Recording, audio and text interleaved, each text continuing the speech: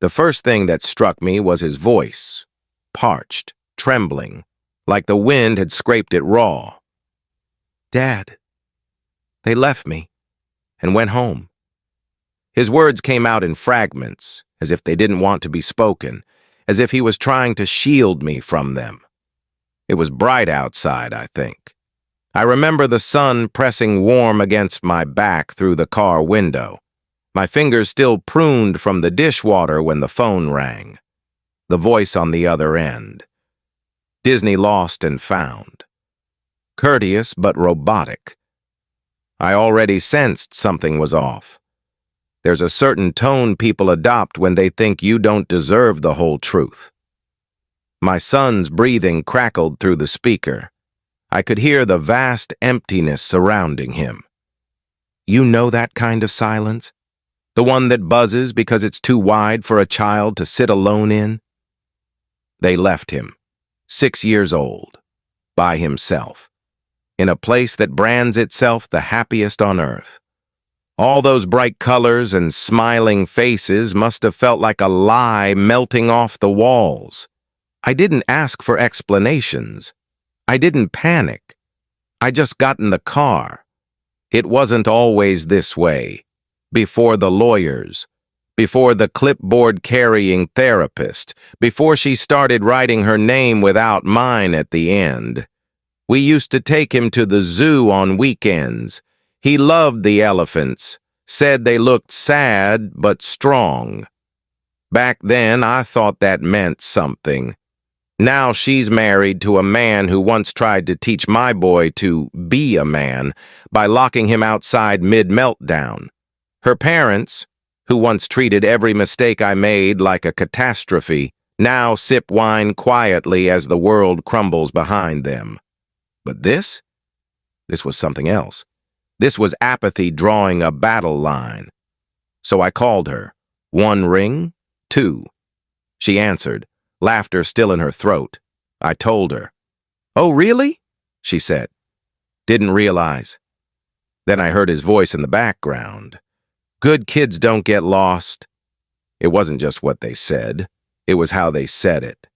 Like leaving a child behind was no more than forgetting a grocery receipt.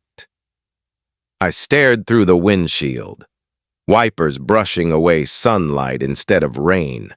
Something deep inside me flickered and went dark. The part that still believed people like them could be reasoned with just stopped breathing. I didn't yell. I didn't argue. I just listened. Then I started counting. I picked him up from the lost and found, knelt down and wrapped him in my arms. His little hands clung to my neck like he was trying to fold me into himself. I whispered, "I'm here. You're not alone." I didn't say they wouldn't get away with it, but I knew. People think revenge looks like rage, like fire. But the truth? It's quieter, slower, like mold growing behind the walls. You don't notice until the whole house stinks. First, I stopped answering her calls. Then I ignored their scheduled check-ins. I didn't block them. Just let them leave messages. Cold silence can scream too if you listen long enough. I began collecting things, screenshots, emails, voicemails. Her laughing as she said she was tired of playing mom on weekends. Him saying the kid had to toughen up eventually. I never raised my voice. I left that to my lawyer, full custody. No visits until a psychological evaluation, mandatory parenting classes.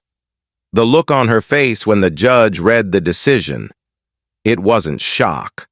It was recognition, like she'd been playing a game without knowing the rules. She tried to stop me outside the courtroom. Her voice broke. She said I'd gone too far, that I'd destroyed her life. I stayed silent, because deep down, she'd already done that to herself. I watched the unraveling from afar, like a man sipping coffee in a diner, watching a storm level a town he used to call home. She began reappearing in my inbox. Messages that started bitter, then softened, then just faded. I miss him. Tell him I love him. Please let me talk to him. Her husband once left a voicemail, drunk, called me a bastard, then sobbed into the phone. I played that one twice. My son sleeps better these days. He draws spaceships and sea monsters, and sometimes just the two of us, sharing ice cream on a bench. He still asks about her. I never lie. I just say, she made a mistake. He always nods, like he knows more than a child should. Last week, we stood by the cliffs near the ocean. The wind was so loud it made us quiet. He held my hand and pointed to a bird he thought was lost. Maybe it's just finding a new way home, I told him. He smiled, and right then I realized this was the peace I had been waiting for. Not revenge, not pride, just this. A boy who knows he's loved. A father who didn't need to become a monster to win. Just a man who remembered what real castles are made of. Not bricks, not stones, but the will to protect what matters, even if it means becoming the storm.